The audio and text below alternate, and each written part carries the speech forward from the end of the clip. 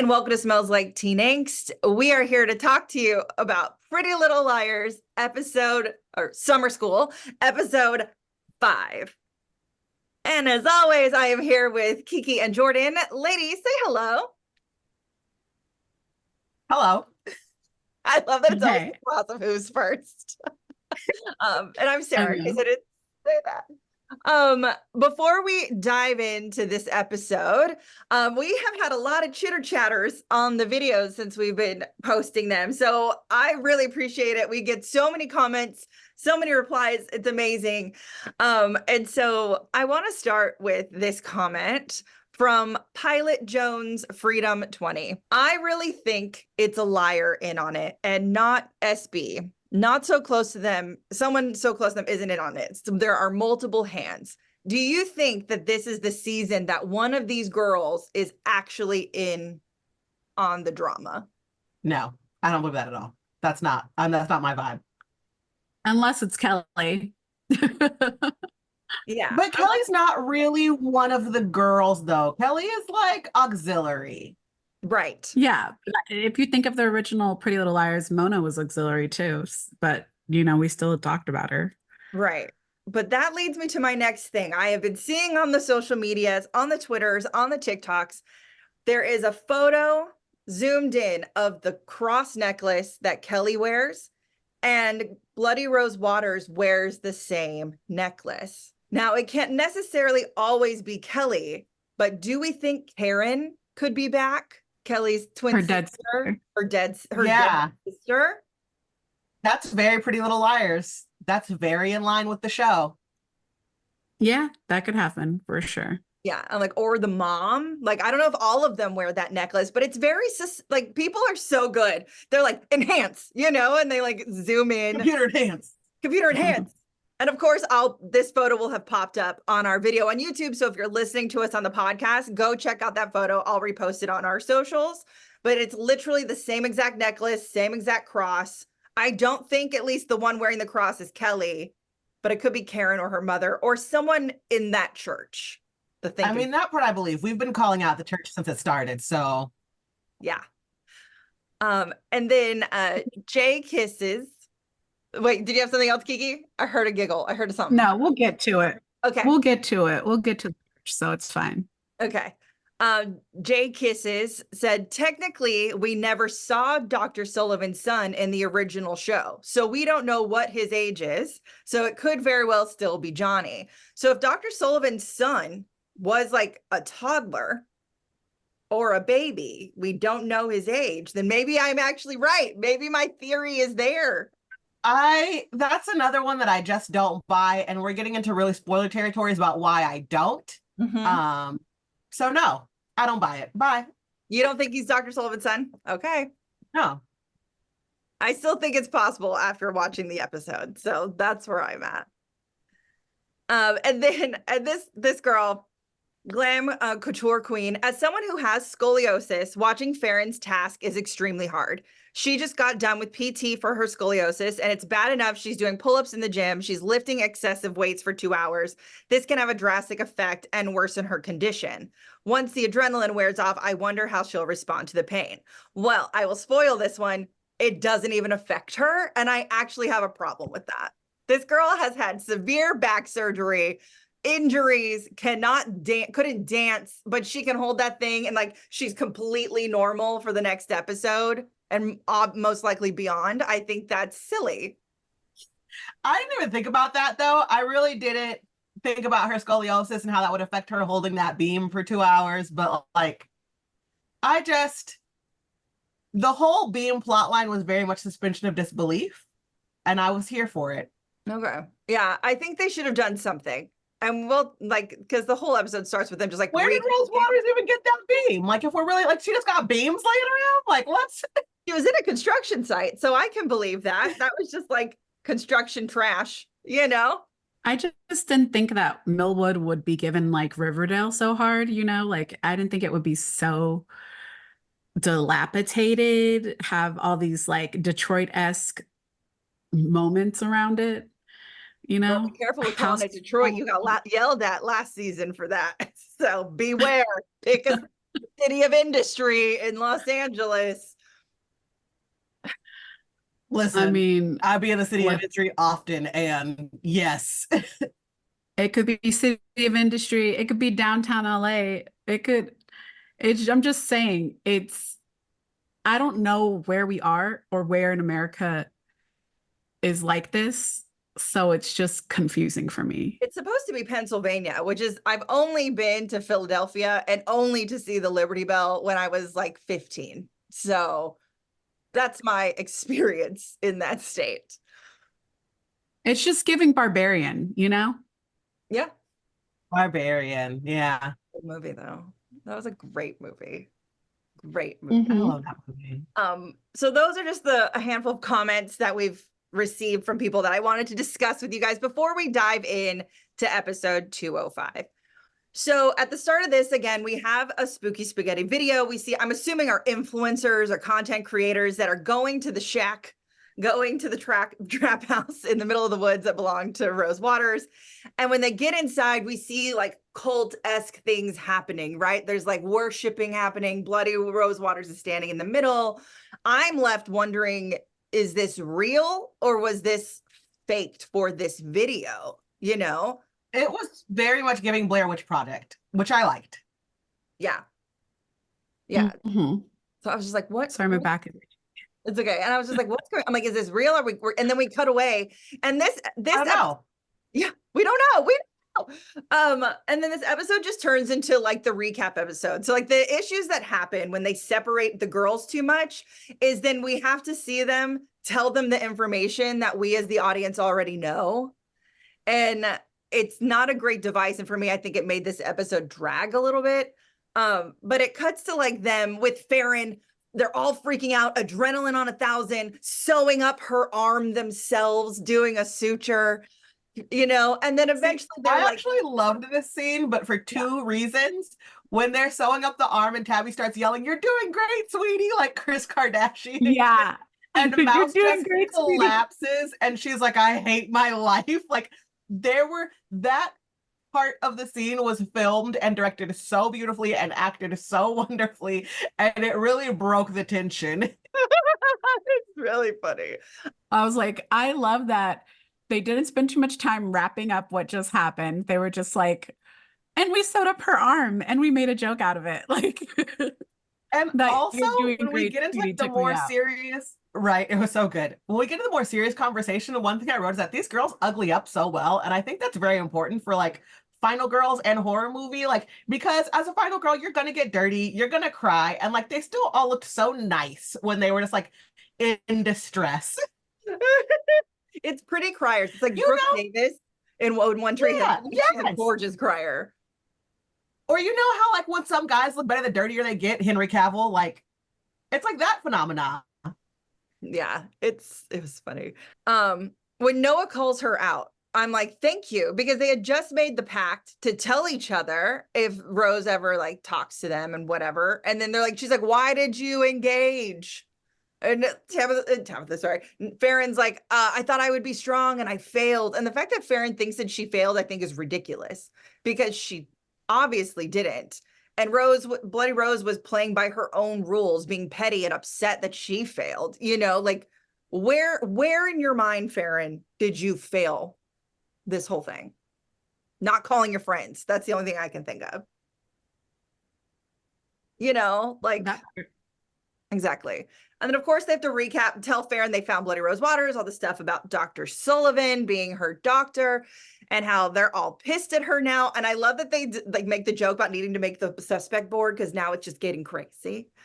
You know. I also love the face that they all made it when Imogen is like, well, maybe we can still trust her. And all of them are like, have you lost your damn mind? Yeah. They're like, girl, but I do appreciate that Imogen, she was like, look, I'm on meds that she's prescribed for me. So I can't just stop going because they're actually working. So exactly. That was like, let's be real. We don't just stop therapy. Yeah. Especially when we're medicated. Side note, if you do not know this and you're one of our viewers or listeners, if you are on a medication, do not stop it cold turkey. You need to wean yourself off of it. So per se, your dose is 100 milligrams. You need to go down to 75 and then 50 and then 25 and then nothing. Don't just stop it. Really bad things can happen. I am speaking from experience. She is not giving medical advice. She's just giving her personal life. Yes, yeah. I'm not a doctor, so whatever. Don't sue me. You say that, but I have done that on every med and had an allergic reaction or some type of bad reaction, and I still do it. It's like I never learn. Literally not wearing makeup because I stopped a nasal steroid cold turkey and I've had hives and steroid withdrawal for 2 weeks. Yeah. We're not doctors. Don't sue us. Don't sue us. Just hear our stories and do with it what you will. So I'm going to stick to Imogen for now because I think that it leads into it. She decides that everyone else is leaving. No more group therapy for them. She's the only one sticking around. She wants to investigate and two, wants answers because she feels like horribly betrayed, which I appreciate. But before she does that, I love this scene with Imogen and Tabitha just having a best friend moment, telling each other about like kissing Christian and kissing Johnny and how they're like so ready to like maybe be like double dating together. And I just think it's cute because I feel like this show needs moments like this to like really ground these characters and make them real and not just like horror final girls. Yeah. Yeah. I think It's when you're neat. like going through massive trauma, you really struggle to like keep your life kind of grounded. And I think that that's a very like realistic depiction where like there's a serial killer after them, but they still want to go on a double date. Yeah. Like it's Yeah. life. It's just also like the other relationships that we do have are very grown up and set, you know, like Mouse has such a great relationship with, and it's trans and it's just like grown up and they're there for each other, you know? So it reminds us that they're still in high school. And then Noah's got like her love triangle situation going on, which is very a la Gossip Girl and messy. Yeah. So it's nice to like, again, pull us back to high school because this is supposed to be high school. And like, I don't know about y'all, but I didn't know about a lot of thruples in high school or even college. Like that's a new thing. That's a Gen Z thing or something. Yeah. I did not have a lot of those. There's a lot of people freaking out over cheating, but not that as far as I knew. I knew one polyamorous couple when I was in high school, but they were also goth. So everybody was just like, oh, that's a weird goth thing, and kind of wrote it off and moved on. That's so funny. So Imogen and Tabitha talk to Tabitha's mom because we learned earlier too that the moms are the ones who found Dr. Sullivan. So they're like, how did this happen? What happened here? So apparently it came recommended by Deputy Maroon, which she says like I'm supposed to know who that person is, and I don't remember. If y'all remember who Dr. Maroon is, and this Dr. Sullivan just specializes in adolescents who are dealing with trauma, i.e. the girls in the original series, right, is where all of her experience comes from. And they felt that she was going to be best for the job because of all of that. And she has consulted with the Millwood PD for years. And it's like, okay, great. So when Imogen kind of goes to confront Dr. Sullivan, I really liked this scene because she does it so like smart. She's like, oh, by the way, we found like the real rose waters. Oh, by the way. She didn't do it smart, girl. That girl has no tact. That's why I loved it because she wasn't gonna candy coat it. She was just like, I'm gonna cookie crumb you. And then are you putting the pieces together? Do you see what I'm saying to you right now? And that's why I loved it. That's why I think it was smart. I was literally like, I love It wasn't smart, it was sassy as hell. Yeah. Imogen's like, let me handle this first. And then goes about it with no tact. And I was like, cool. She came in guns blazing. Yeah. Like, by the way, I know all this and I know all that. Boom. What am I missing? Please do tell. And I like that Dr. Sullivan's like, patient doctor confidentiality, first of all, which is what we said, right? We're like, yeah, she couldn't tell her that because of that. And then she lets her know, like, look, I haven't spoken to her since Radley closed. And she's like, where were you last night? And she's like, I was Zooming with other patients. And before you ask, no, I cannot tell you who they are. And that's where that conversation ends. And I'm like, I still think that like Dr. Sullivan cannot get on her high horse about this because she really should have recused herself from the girl's case. She yes, recommended herself. She's like, oh, I worked with teen trauma before, blah, blah, blah. But when she found out it was Archie Waters, she should have said, you know what? Little too close. Little too close. Gotta go. but yeah, it is a conflict of interest. I agree. Because there's discourse about this on Twitter too. Like some people are like, I wouldn't care. It wouldn't matter. And I'm like, no. Conflict of interest. It shouldn't have happened. But I mean, are we gonna jump the gun here and talk about the fact that there's her own game in it? We're not there yet. We're not there yet. Okay. So Imogen goes to talk to Johnny, her boyfriend at the ice cream shop, and her dad shows up. And her dad's like, hey, I want you to come to dinner because I'm engaged to this random woman named Rebecca. And I'm like, where did this come from? Why are we introducing another character like this so late? And then the way like that this thing like breaks down, I'm still very confused on why we did this. Like we already know like Imogen is on the verge of a psychotic break, right? So she like goes to this dinner, brings Johnny with her, sees that this woman who is very nice is Johnny brings ice cream. And he brings up to go to ice cream because her dad lives by the quarry. And I just can't let that pass without. Johnny is the greatest. I love him. He is such a sweet cinnamon roll. He is such a sweet cinnamon roll. Yeah. I just love that that's what happened, right? Like he's like, he brings ice cream everywhere. That's what he does. And I just think it's so funny. They're at dinner and he's cracking jokes about like being buff because he scoops ice cream all day long. Like I know. Every time the dinner was about to get awkward, Johnny was there to try and save the day, like the perfect himbo.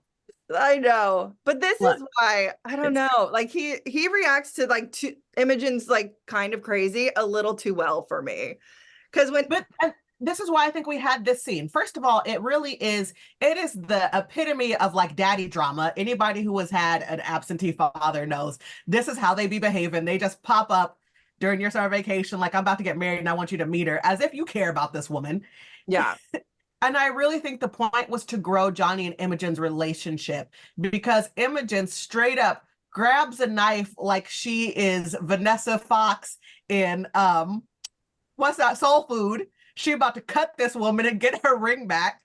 I'll cut your finger off. And he's like, oh, no, we are not going to do that. Johnny again takes a knife out of her hands, responds so kindly to it. And I really think it's to set up their relationship and how they're progressing and growing emotionally. Now, whether or not that turns into he's her boyfriend for real or he's a bad guy, either way, it's laying foundation for their relationship. Yeah. I would not handle him being a bad guy very well, because I wouldn't either. Introduced all these like new boys this season, and they're all very like himbo, golden retriever energy, and that turning into a bad guy would just ruin the world for me. Like it really is. Because these girls deserve golden retriever boyfriends, and I love to see it. Yeah, I'm with you. But because of how he's like, oh, my dad's an asshole too. Like he just handles it. He handled her coming downstairs with the baby and the knife real well. He's handling Imogen threatening to cut a random woman's finger off because she's wearing a ring that used to like her mom used to wear. Like, I don't know. It's too convenient for me. It's too convenient. I don't like it. Like, I feel like he is Dr. Sullivan's son and a plant into what Keiki was wanting to talk about earlier. So the girls get together, talk about their day. This is another one of those episodes where the girls come together, go apart, come together, go apart. So they have to like I said, recap all the shit, right? And it's like, okay, we just watched this. Now we're saying it. So they're like, obviously she's hiding something. So that night, Imogen and Tabitha break into Dr. Sullivan's office, find their files. Dr. Sullivan also says she's on the verge of a psychotic break. They also find that there are verbatim transcriptions. And they freak out about this. And I'm over here like, isn't that just typical protocol to record sessions, like therapy sessions? Isn't that a thing?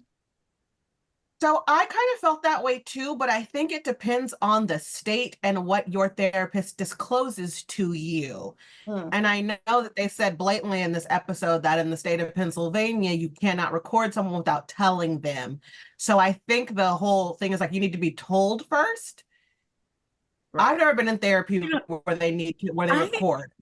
See, I was confused about this because I know for a fact California is a two-party consent state. Yeah. And like, by the way, you guys, we're all in California. Surprise. But I do therapy and mine is digital, and she takes notes, like copious notes, and sometimes the screen will slow through telehealth, which makes me think it's being recorded.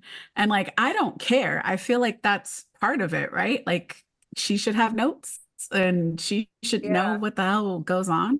I feel like that's part of the But she's never told me that I'm being recorded. So I'm just wondering, like, does anybody else do therapy like via telehealth? And have you ever been asked if, like, is there something about being recorded?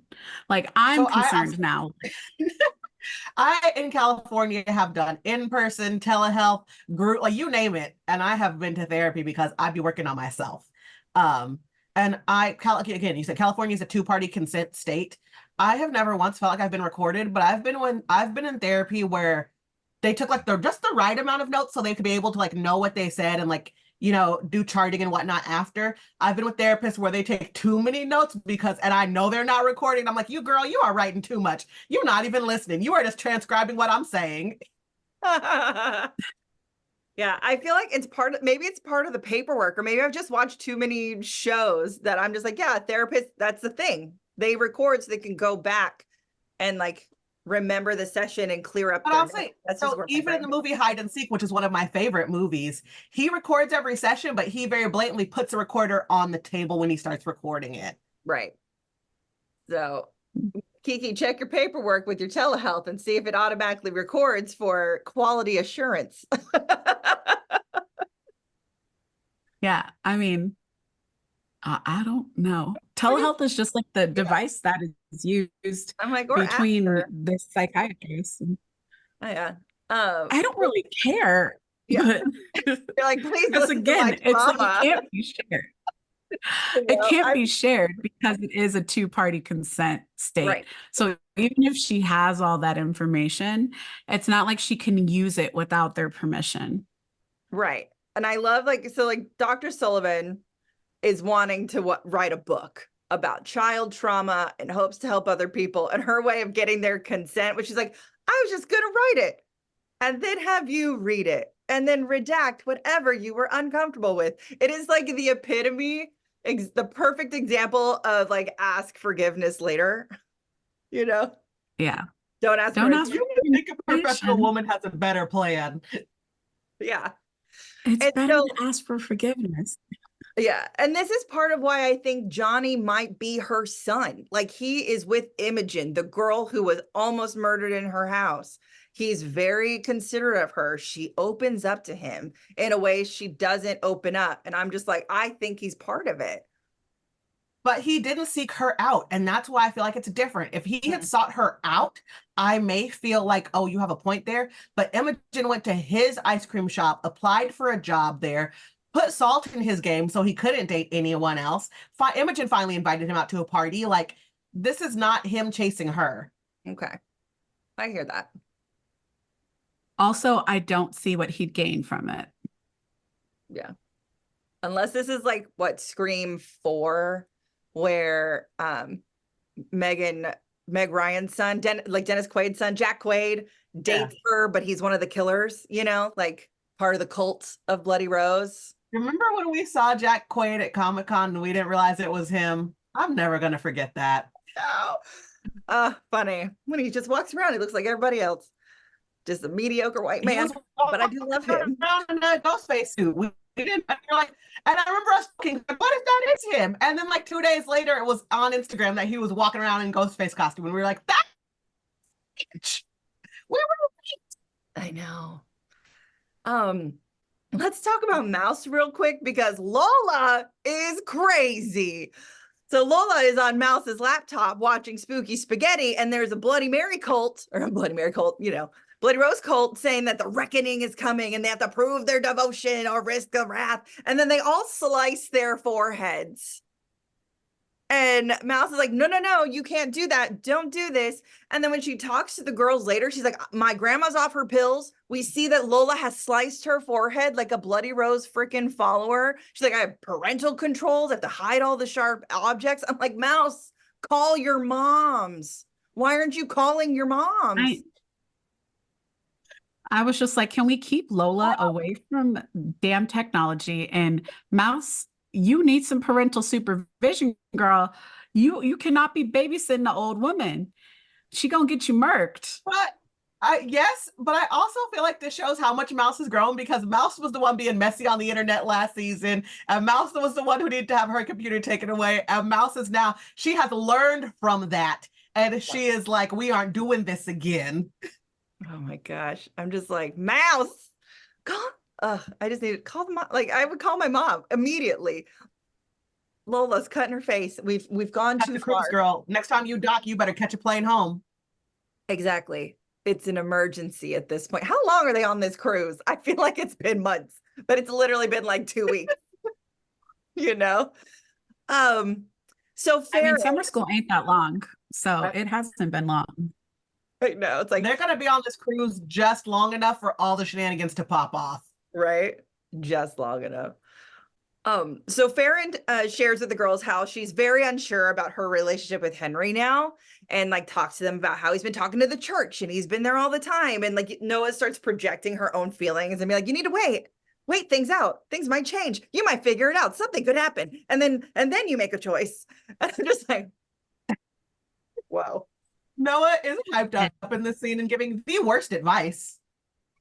The worst, because she's projecting herself onto it because she can't choose between Jen and Sean, which I think it's a no-brainer, but that's all the other girls agree with Noah, and they're like, yeah, just wait it out. I know. And like Tabitha's like, he's one of the good ones, which I agree. I do think Henry's a good one. I think he's just easily brainwashed because he's too invested.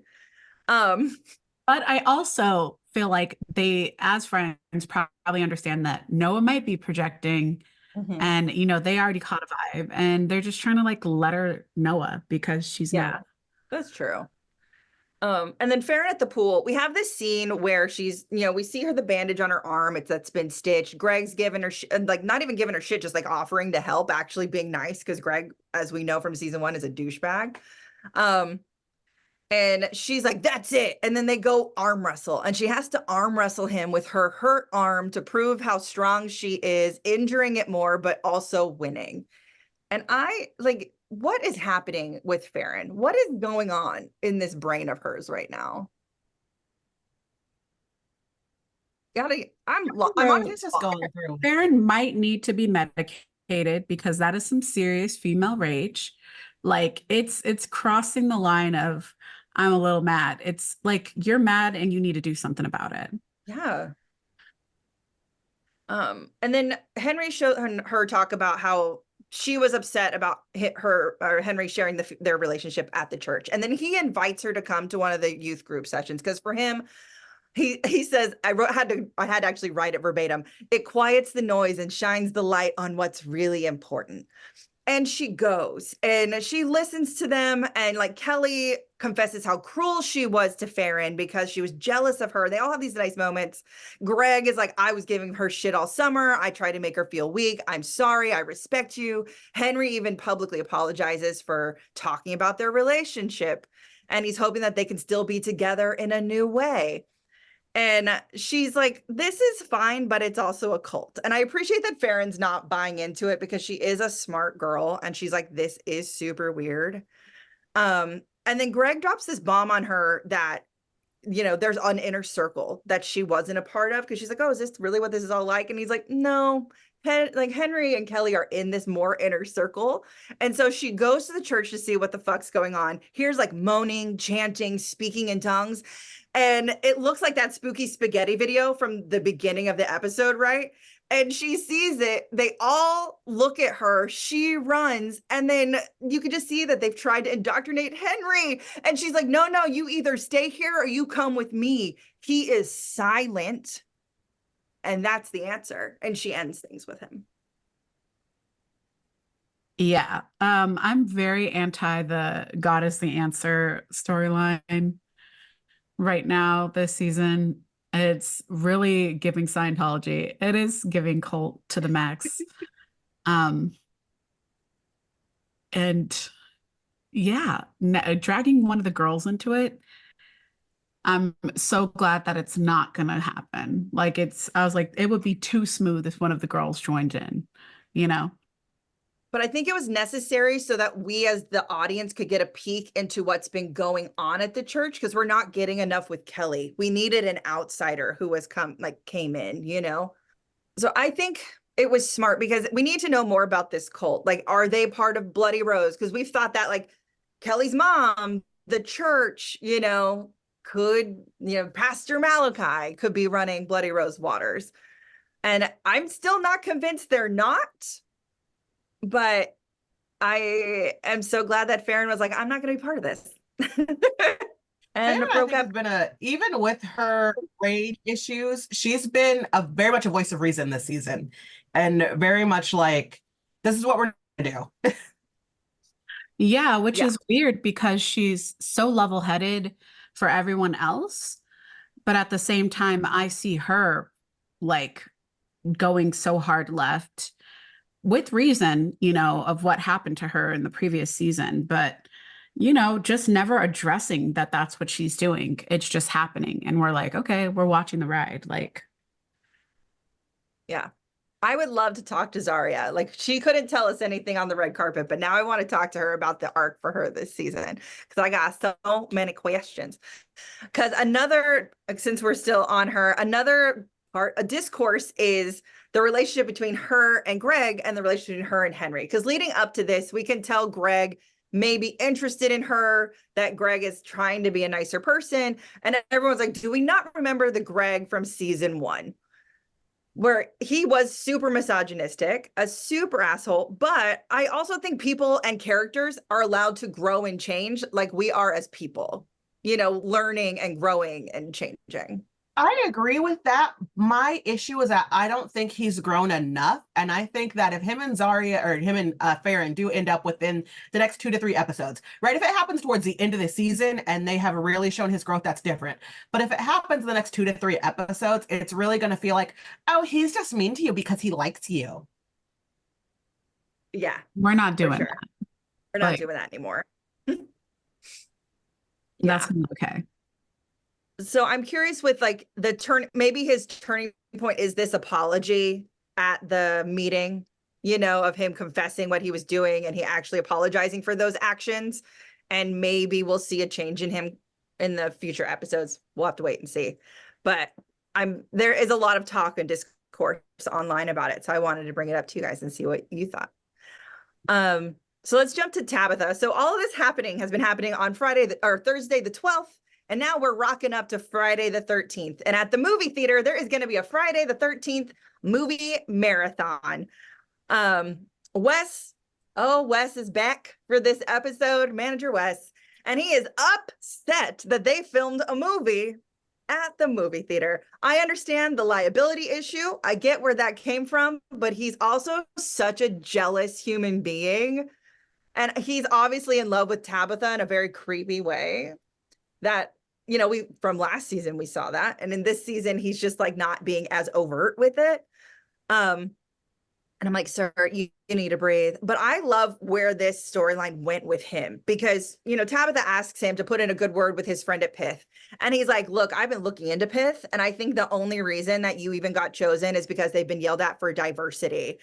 And he starts talking about how he is a white man. And this is something I hear from actors all the time, and it's bullshit. That there's no roles for white people. The white man is being brought down. And that is like it's a false narrative. And it is such a, like the victim narrative that they are always upset that other people are now giving it to themselves because it's just not true. And I'm like, and I can say that as someone who can see what's casting, that 90% of it is still for the white man. And the other half is just trying to like bring in the world. So I'm curious what you guys thought about this really shitty, like I loved her call out, but his shitty comments.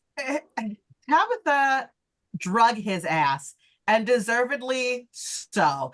And I feel like there's nothing else to say because she said it all so perfectly. And this is one of the best drags I've seen on TV since like Lafayette in the burger window at True Blood. Like she went off. Yes. I forgot about that. That was so good. Yeah. I still watch that scene. Yeah. She read him for filth and he deserved it. And I hate it because I want to find this actor attractive, but Wes's storyline is so upsetting that I hate this man on sight. Right? But he's like a Marnie. Haven't we all known a Wes? Oh yeah. 100%. Are you kidding? I'm surrounded by them. Exactly. Like I dated at least 2 of them in college before I knew better. He's written so well. Like we've all met this guy. We've all interacted with this guy. So I'm just like, yep, that's exactly what he would say. Thank you. Yeah. I do love though that Christian does not trust Wes. He immediately has smelt Wes's bullshit and is like, don't like him. No, don't like him. Yeah, and I do love calling him out like Kendrick on Drake. He's very much like very so done with him on site. He's like, no, you're not like us. You're not like us. And I love that they end it like, and Christian's like, well, then why don't we just do like a challenge movie off or whatever, and they'll post their own movies, won't put credits, have people online vote for them and who's got the better movie. And of course, because Wes knows he can't win, and not because he's a white man, he's like, I'm not doing that. And then he storms off like a child, like a petulant toddler who didn't get his way. And he's like, well, then fine. See if you can handle the movie marathon without me. Nah. And I was like, sir, you're the manager. This is your literal job. Exactly. And also, how old is Wes? Like 30. He's supposed to be in his 30s. Why I wouldn't have even entertained the idea of doing a competition against a child in the first place. I would have, based on that, I would have been like, I'm just saying, like, he spends too much time around this literal child. Mouse just turned 16. At the most, Tabitha is 17. Why are you arguing with a child? You pay bills. You pay taxes. I know. That's why I love that she's like called him out for being 30 and working at the same theater as a teenager. Like, what are you trying to say to me right now? That was part of her call out that I really loved. I wrote it down. So the movie marathon happens. The AC is broken and Wes did not show up. And so then they have this great idea to have the movie marathon outside at the abandoned Camp Millwood, guys. Like, that like sounds it is straight so up fun though. So cool. Friday the 13th at I love this. I loved this because I saw Friday the 13th in Malibu, like in the middle of nowhere, Malibu. So basically we're surrounded in the woods, and it was like the greatest experience of my life. I love it. I was like,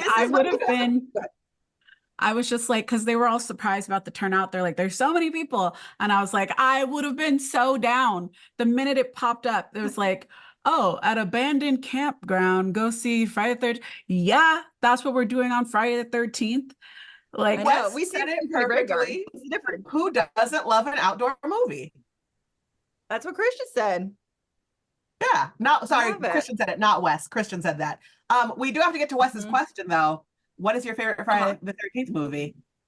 Yeah, so I am not as familiar with Friday the 13th. I will say that I feel like I've seen them all in pieces, and I would either go with the first one because I think it's just iconic, or like Jason in Space because it's hilarious. Like, you know, the moment when they're like premarital sex and then they grab the sleeping bag and he just starts like smashing it like the Hulk. Like, that moment is ingrained in my brain forever. Yeah, Okay. mine is either the first one because it sets up the series and the twist is so iconic at the end. Like, I think people have been chasing Yes. the high of that it being Mrs. Warrington's twist since that movie. Or like Freddy versus Jason, if that counts, because that I one was gonna is say, so funny. I was like, does Freddy versus Jason count? Because that's my favorite. 100% counts. It's Oh my so God, can we good. watch I that feel- this summer? Yes. It's We because gotta Freddy have is like the best like He horror is. character for me ever. He's scary to me. We need to just have like a Jason, classic slasher weekend and just hang out and watch I slasher would love flicks. that. can we go to Yes. the cabin? Like We'll go to Big Bear and we'll do it. Down. I'm just I'm gonna saying, start sending y'all Airbnb links when we get off this call. we got it. This at the movies though is the first time we see Ash, who I have been looking for this entire episode up to this point. So Ash is alive. Ash is okay. Ash is fine. Even though they got separated at the train yard last episode, he's okay. He's alive. He's fine.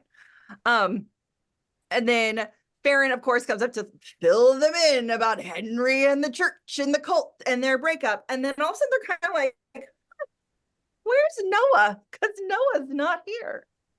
And so I love that scene because I love when I forget who it is, but someone's like, well, if Noah was here, she would say, and they like do like a perfect imitation, which is exactly how friends act. And then they're all like, just wait a minute, where the fuck is she to say it? Where is she? yeah. actually not even here. Like what is she So, gonna do? yeah, where is she? So that leads me to Noah. We got our dream a little bit that this episode is the Noah-centered episode for her to get her Bloody Mary trial. But before that, we are going to talk a little bit about some Jen and Noah stuff. So I have to say this before we talk about her. There's also this thing online where everyone's like, the Noah-Jen relationship is the most important relationship because it's queer, it's this, that, or the other. I was like, have we completely forgotten about the Mouse and Ash relationship that is queer and has been here since season 1? I do not know how Noah and Jen is more important. Isn't toxic and isn't Thank you. dismantling other relationships in the process. I Yeah. feel like in the year of our Lord and Savior 2024, we can stop taking crumbs of representation and being grateful for them, okay? There was a time where all we had was the L word, and even though all the relationships on it were toxic as hell, we had to take it because it was the only show that was featuring queer relationships. We are beyond that now, and we can ask for better representation. And don't get me wrong, I'm not saying that they have to be perfect. I love that we have a wide variety of, queer representation and that we can show that some relationships are just toxic, whether they're straight or they're queer. That being said, I don't need them to stay together. They're bad for each other. Right. Terrible. Speaking of, so this episode, Jen comes over because they're living together, and Noah's just like, things have been hard, there's some bad stuff going on. And Jen comforts her and they hook up to have sex. And then the next morning, Sean shows up, uses his key, and he's like, we got training to do. And then Jen, being the petty bitch that she is, walks out, and he's like, he doesn't even care because he trusts his girlfriend. And Jen's like playing coy and being so childish. And I'm like, what are you even doing right now, girl? This isn't attractive. She's being Sean messy. She's being messy. And Sean is so trusting, but she's being messy. That whole comment where she was like, I didn't get much sleep last night. I was like, you need to be slapped in the mouth. Like, I was upset. That whole Noah, this scene. is what you're attaching yourself to. Wake up, girl. What's good and exciting about it? Nothing. Anyway, Sean is so trusting he comes off as dumb, honestly. And like all the other boys are giving like golden retriever boyfriend, and Sean is giving straight up himbo. You could not catch a clue if somebody threw it at you, boy. I know. And he just constantly tells Noah how much he loves her. And so when they're running, she starts to apologize to him and then kind of catches herself. It's not for cheating, but it's like because she should spend more time with him. And she starts crying. And he's like, everything's okay. He's like, you have nothing to apologize for. I love you so much. And I'm just like, you are a monster. She has everything to apologize for. Everything. I know. And so I then really at work, thought she was gonna, I ahead. really thought she was gonna come clean. I'd just say what happened and see where things would go. And she didn't. Instead, she just continue playing with homeboy because Noah is Noah. And that's why she needed to be the person to have a trial this episode. I am tired of her nonsense, her bullshits. Like at work, Jen's like, you're not actually mad at me. And she's like, yes, I'm freaking pissed at you because of this morning. Like you're acting ridiculous. And then Sean's mother comes storming in, asking about the missing $2,000 from his daughters, from his son's bank account, which I'm like, yeah, parents watch their underage children's bank accounts because they want to make sure that they're not being frivolous. So I completely understand. And then Noah like starts tripping up. He's like, he helped pay for my mom's rehab. Oh, she came home, but she slipped up. And like the lies are just compounding. And Noah is not a good liar. And Jen, instead of being nice, oh, go ahead.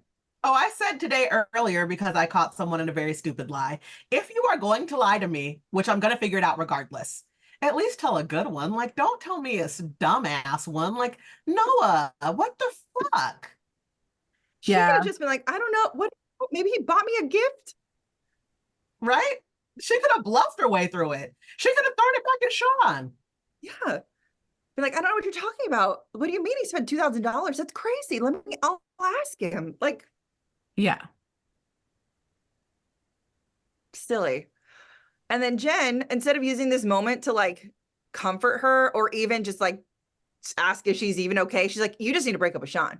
Like she just goes for the jugular. There's nothing. She's like, obviously that's what you need to do. And Noah's like, I'm not going to do that. I can't break up with him before I pay him back. And so Jen's pissed. She's like, whatever, I'll find the $2,000 myself and I'll make it right. And so because they're fighting and adorable Sean comes over, they now sleep together because Noah's got to see who she actually has the connection with to help her make a choice. And that's the only way I could justify it. I don't know if that's what she was doing, but it's just getting messier and messier and messier. Oh, gosh. And so she then tells him about the mom, and he's like, I'm going to go confront my mom. And it's just really cute because he's such a child and I love him. And he's like, she doesn't own me. She's my mom. And of course, he like chooses to leave his house, wants to move in with Noah because he's always going to choose her. And it's just messier. And then Jen comes home with $2,000 and then sees a note from Bloody Rose. And that's like, she has all this chaos and then boom. And then Noah also doesn't phone a friend. No. That was the one thing they agreed on at the beginning of the episode. Well, and it's also because of how Bloody Rose's note is framed out. And she says like, oh, if you don't come alone, one of your loved ones will die. And immediately Noah's like, oh my God, either Sean or Jen, I can't choose. And like pushes Jen away and goes to this Bloody Rose trial. Yeah. And I just think it's funny that Noah doesn't because she asked Tabitha, why didn't you call? She's the one who asked her. So I just thought that was hilarious. And when pushing Jen away, obviously Jen doesn't believe her. So when we get to this trail, that's where Noah sees her note. It says, a final girl must have a high threshold for pain. Take off your shoes and start walking. And now I know Keiki has a lot of thoughts on this trial because she did not like it. Because I just think of like how chaotic Mouse's trial was. And then we go to Faran's trial where she's literally like jeopardizing her whole body and then fighting Bloody Rose with a knife, you know? And then you have to run on rose petals and then thorns. Like running barefoot is from a dog. I don't. That was a mouthful. The dog would have gotten her. I don't think she really had like the hardest of trials. Also, she could have gotten off the thorns and just ran through the woods. And maybe because I'm a kid who grew up barefoot, like once you've stepped on a couple of things, you kind of just like, you don't feel your feet anymore. You know, you just keep going. Yeah, I'm a barefoot kid too. I walked on my grandma's like rock driveway. Like you just figure out how to do it. Yeah. So I don't know. I just felt like it really wasn't a hard trial. And I I was just also, I was so confused about where Bloody Rose got this dog from. Where'd this dog come from? Whose dog is this? clearly trained police dog that she can call back and forth and make attack. Yeah, and that kind of dog is a police dog. So important information, possibly, maybe. We don't know. But I agree with you, Keiki. Also, like, how many Roses had to die to make, like, to put on that really long trail? Thousands. How long was Bloody Rose literally trimming things and setting them down? Oh, Bloody Rose went to the flower district that morning. She bought him out. Don't worry about it. Clearly. It was just, I need to suspend belief every once in a while for this show, but this one was like was a big miss for me as well. I think Noah's trial could have been better. I was not a huge fan. I mean, if you could have just sicked dogs on her, why not just sick a dog on her? You know what I mean? That's actually terrifying to run barefoot in the woods with a dog chasing you. I think halfway through the trial, I was like, oh, they really couldn't top last season and Noah jumping over the building. Yeah, because she had the best moment in the whole thing. Yeah, and but just then knowing that she jumped a building, I feel like Noah's capable of more. So I was just like, really? Really? Okay. Yeah. Yeah. And we even said last week, like, how are they going to top that? What are they going to do? And then they did this. They did this. Top that. Yeah.